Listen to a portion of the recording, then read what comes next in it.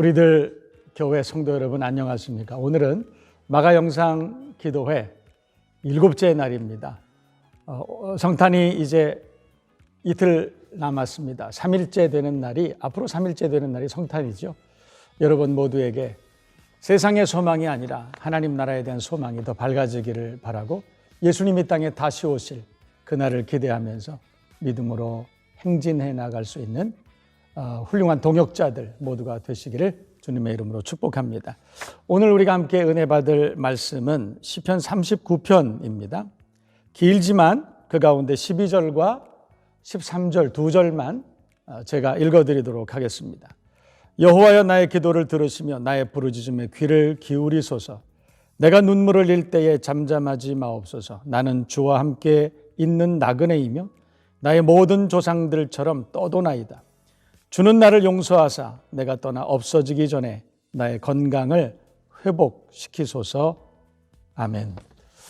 오늘 성경의 기자는 제가 1절부터 13절까지 다 읽진 않았지만 11절 말씀을 보면 주께서 죄악을 책망하사 사람을 징계하실 때에 그 영화를 좀먹음같이 소멸하게 하시니 참으로 인생이란 모두 헛될 뿐이니이다. 그렇게 말합니다. 오늘 성경의 기자는 인생은 참으로 헛될 뿐이니이다. 그렇게 말하죠. 왜 인생이 헛되다고 했을까? 오늘 시편 39편의 1절부터 13절까지 가운데 몇 절을 우리가 함께 살펴보면서 기자가 왜 인생이 헛되다고 했는가 우리가 살펴보도록 하겠습니다.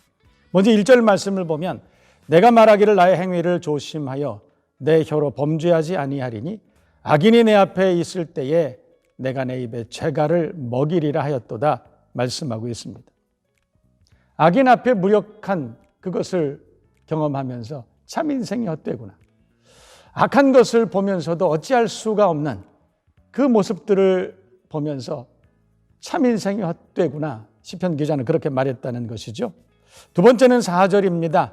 내 여호와여 나의 종말과 연한이 언제까지인지 알게 하사 내가 나의 연약함을 알게 하옵소서. 세월 앞에 자신이 너무 무력하다는 것을 오늘 시편 기자는 깨닫습니다. 그래서 인생이 모두 헛될 뿐이니이다. 한 뼘만큼 길이도 못 되는 그런 인생에 대해서 허무함을 느꼈다는 것이죠. 6절도 보시겠습니다. 진실로 각 사람은 그림자같이 다니고 헛된 일로 소란하며 재물을 쌓으나 누가 거둘는지 알지 못하나이다. 사람들은 재물을 구하고 쌓기 위해서 평생을 쫓아갑니다.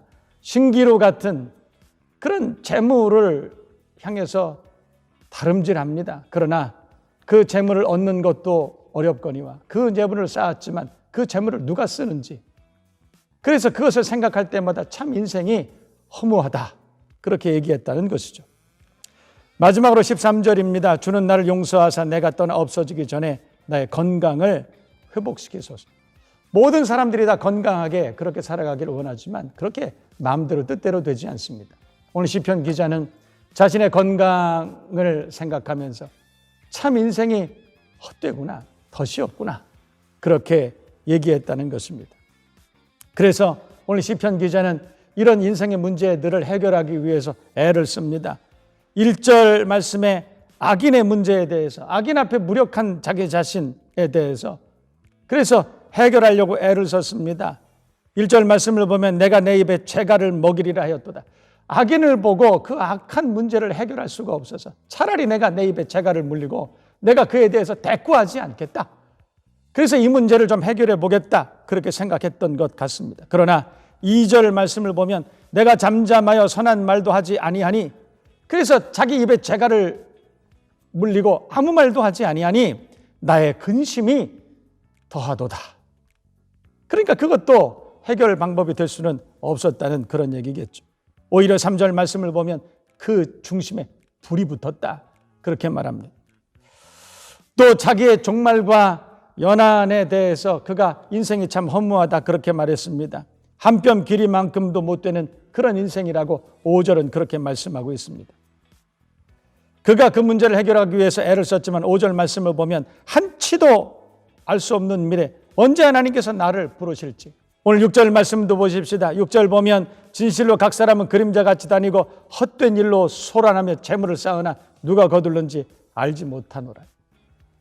재물을 쌓아봤자 다른 이가 다 써버린다는 거예요. 그것은 어떻게 해결할 방법이 없습니다.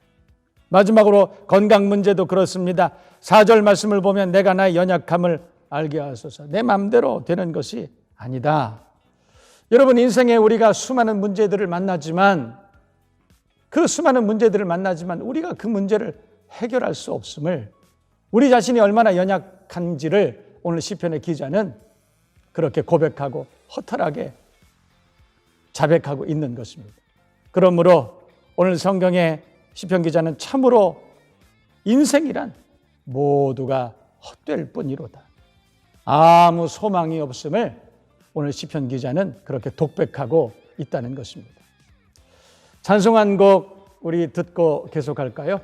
죄 많은 이 세상은 내 집안이네. 내 모든 보안은 저 하늘에 있네. 저 천국 문을 열고 나를 부르네. 나는 이 세상에 정될 수 없도다. 오 주님 같은 친구 없도다. 저 천국 없으면 난 어떻게 하나. 저 천국 문을 열고 나를 부르네. 나는 이 세상에 정될 수 없도다. 찬송 잘 들으셨습니까? 그렇습니다. 죄 많은 이 세상은 내 집이 아니죠. 우리 소망은 하늘에 있는 것입니다. 여러분, 오늘 성경의 시편 39편 기자는 인생에 만나는 수없이 많은 이런 문제들을 고민했습니다. 그리고 나름대로 해결해 보려고 애를 썼지만 그 모든 것들이 다 헛될 뿐이니이다, 그렇게 고백했다는 것이죠. 그래서 깨달은 사실이 있습니다. 오늘 시편 기자는 10절 11절 이렇게 탄식합니다. 주의 징벌을 나에게 옮기소서. 주의 손이 치심으로 내가 쇠하였나이다. 11절 보면 참으로 인생이란 그러므로 모두 헛될 뿐이니이다, 그렇게 말하고 있습니다. 내가 나의 인생의 문제들을 해결할 수 없습니다. 자신이 철저하게 무능하고 부패하고 그리고 절망 가운데 살고 있음을 오늘 성경의 기자는 고백하고 있는 것입니다. 그래서 깨달았습니다. 오늘 12절 보세요. 12절 보면 나는 주와 함께 있는 나그네이며 나의 모든 조상들처럼 떠도나이다.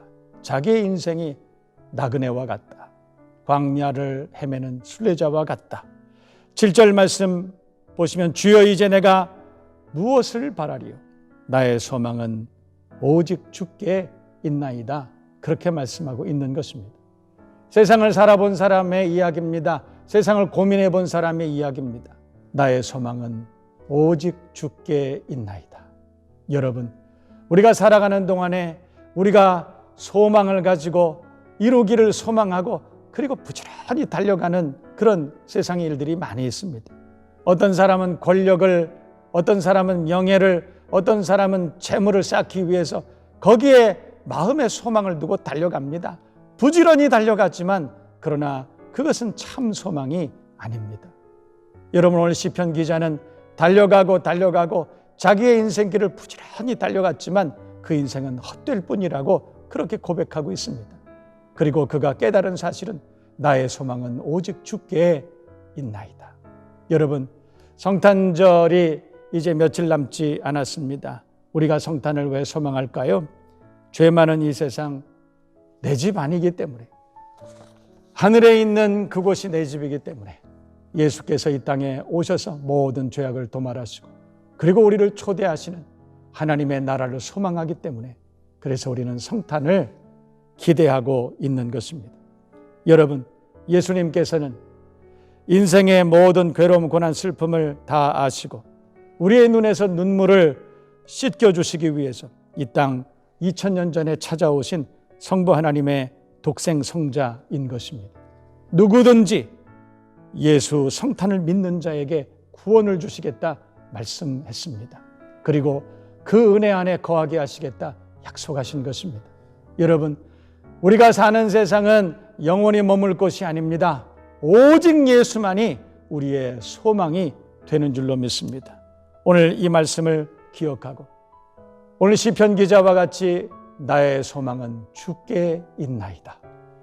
성탄을 준비하며 이 고백이 온 누리에 퍼져나가 하나님께 영광이 되기를 주님의 이름으로 축복합니다. 아름답고 복된 가정, 교회와 근본 성탄이 되시기를 주님의 이름으로 축복합니다. 죄 많은